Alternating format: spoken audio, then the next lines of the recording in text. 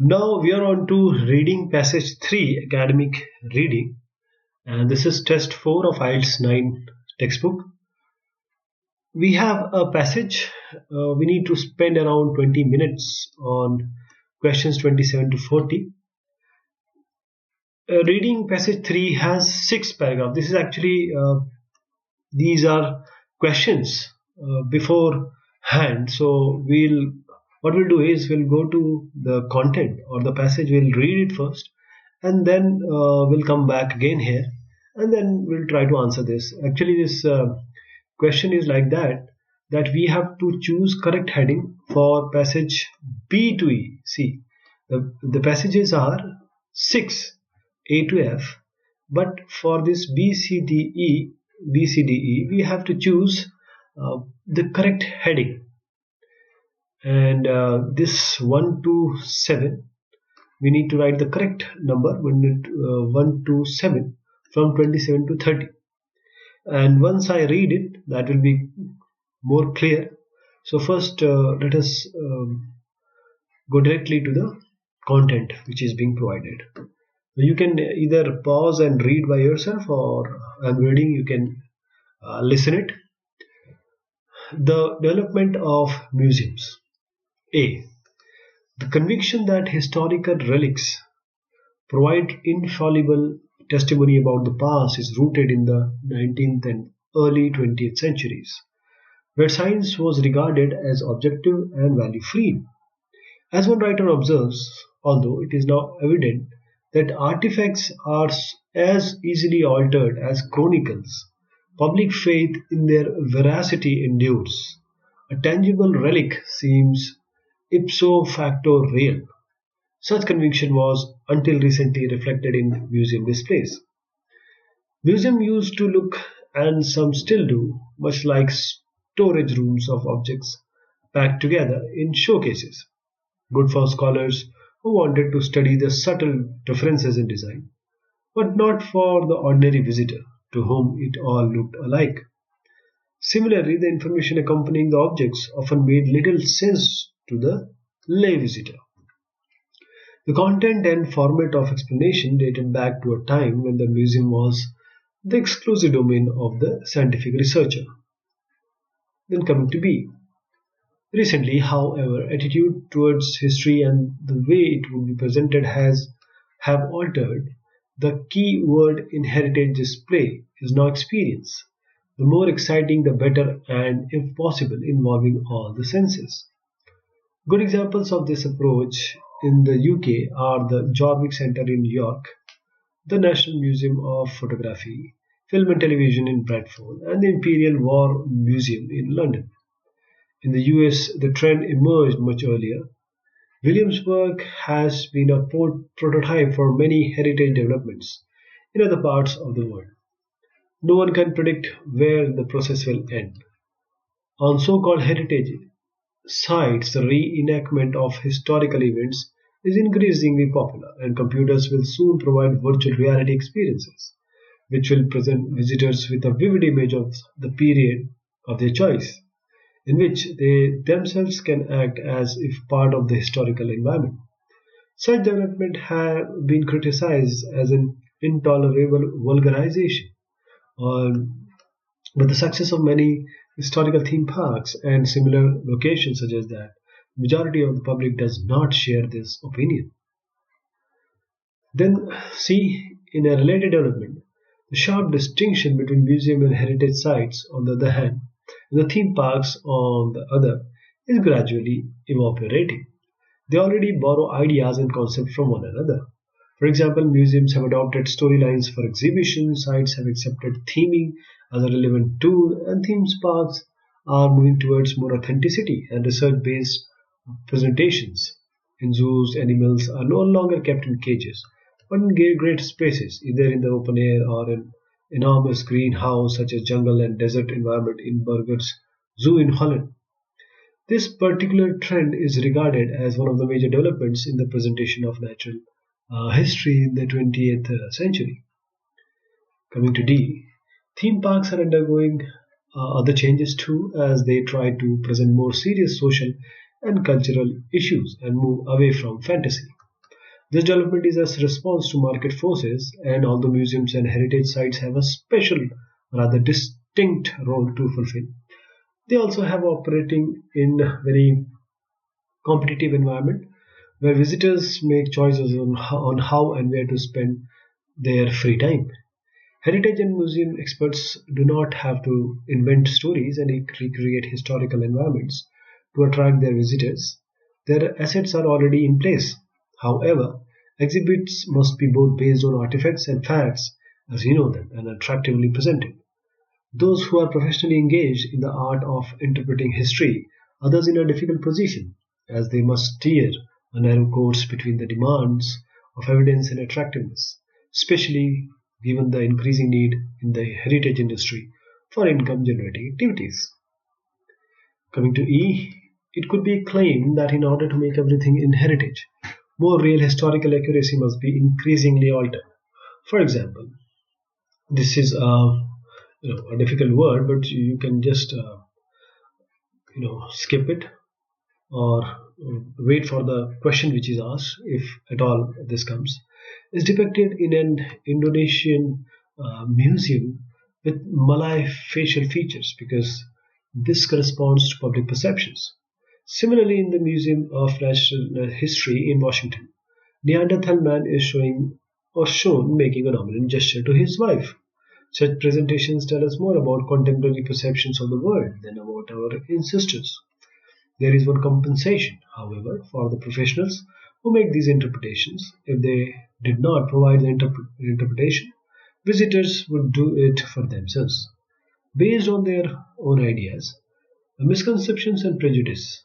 And no matter how exciting the result, it would contain a lot more bias than the presentations provided by the experts. Coming to F1, human bias is inevitable, but another source of bias is the presentation of history, has to do with the transitory nature of the material themselves. The simple fact is that not everything from history survives the historical process. Castles, palaces, and cathedrals have a longer lifespan than the dwellings of ordinary people. The same applies to the furnishing and other contents of the premises.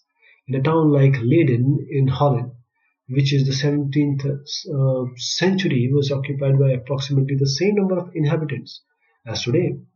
People lived within the walled town, an area more than 5 times smaller than modern Leiden.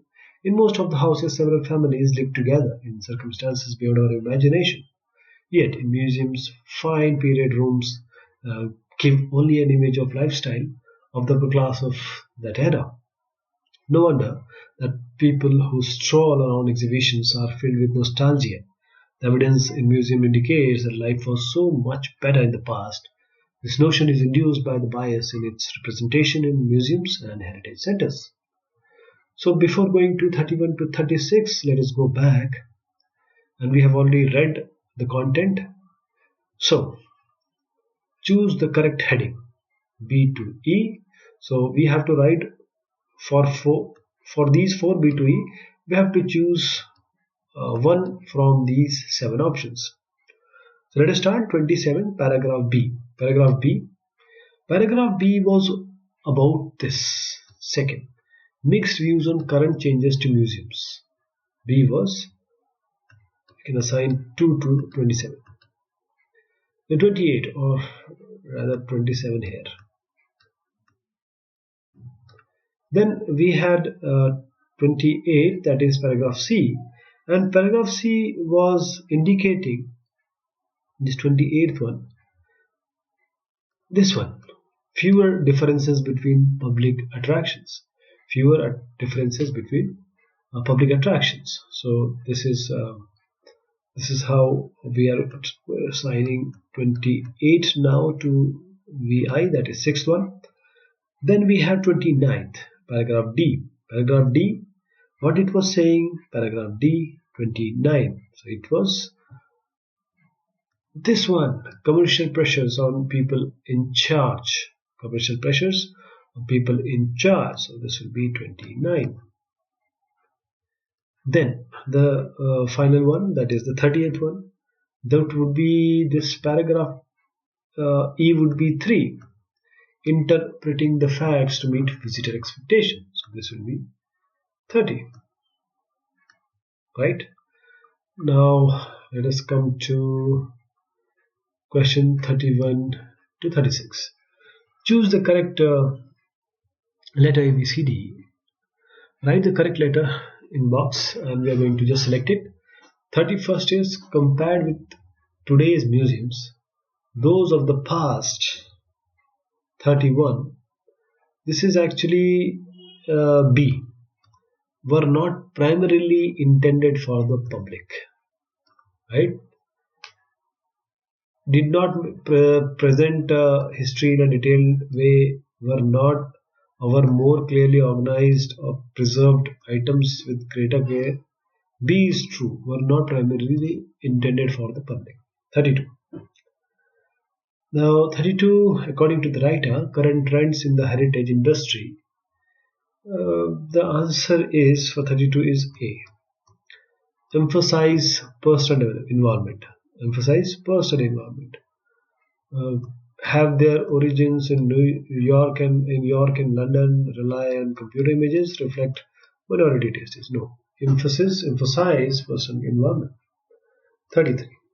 The writer says that museums, heritage sites, and theme parks. The writer says that the museum, heritage sites, and theme parks. 33 is D. Is D. This one. Right. So this one is D. Are less easy to distinguish than before. Right. Often work in close partnership. This is not this. Try to preserve separate identities. Not this. And have similar exhibits. Not this. So this is the D. Are less easy to distinguish than before. 33. 34. The writer says that in preparing exhibits for museums experts, again the answer of 34 is D only. Have to balance conflicting priorities. All these are wrong. 35. In paragraph E, the writer suggests that some museum exhibits. 35. So this will be our C. Reveal more about present beliefs than about the past. This one is correct. And 36th is the passage ends by noting that our view of history is biased because 36th is B. Only very durable objects remain from the past. Now coming to 37 to 40, do the following statement agree with the information? So if it is true, if it is agreeing, then true. Not agreeing, false. And if it is not given, the information is not given, then not given. So 37.